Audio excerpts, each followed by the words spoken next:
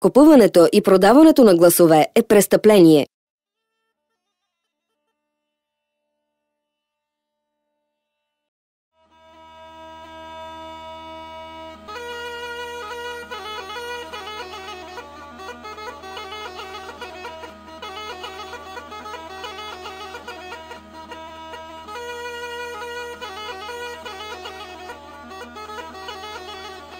Осиково е едно от селата, които безкрайно много ме респектира с прекрасната природа и изгледа към язовир Въча, с колоритността, самоувереността и твърдостта на хората, които живеят там.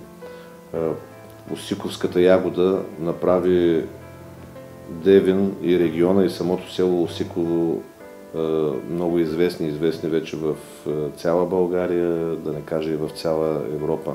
Освен славната история, която има от това село през годините, хората са много трудолюбиви и много уверени в това, което правят.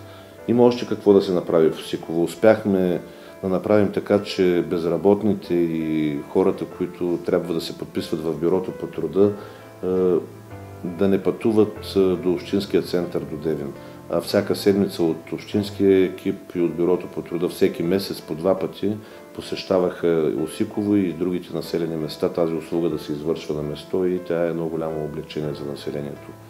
Освен на асфалтирания път, който никога не го е имало 30-40 години до Осиково, в момента предвиждаме един нов алтернативен, по-широк и по-хубав път, който би станала една добра комуникация и за туристите, и за инвеститорите в този район и ще извежда директно в подножието на град Кричим. Работи се в тази посока. Проекта в момента приключва се проектирането и очаквам, че до година-две осиковци ще разполагат с този път, нали, за местния бизнес и за туристите, а те го заслужават.